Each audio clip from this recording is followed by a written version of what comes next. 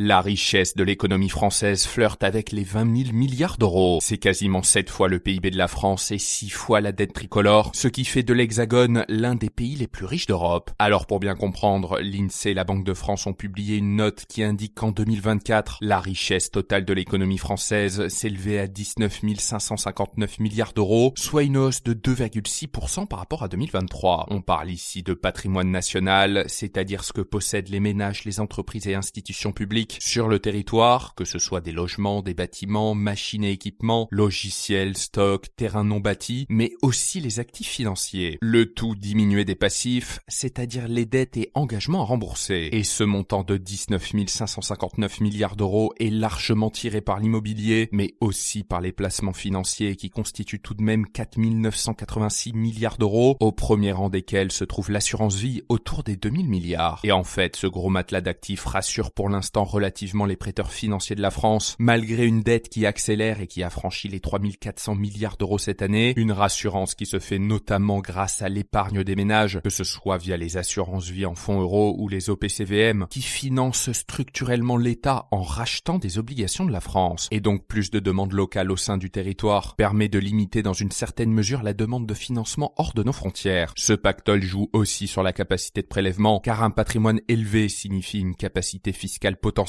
que ce soit en impôts ou contributions exceptionnelles, si nécessaire. Et donc pour un créancier de la France, c'est un collatéral non négligeable qui rassure. En revanche, en 2022, le patrimoine national était plus élevé à 20 052 milliards d'euros, une dégradation depuis en raison de la baisse des prix de l'immobilier.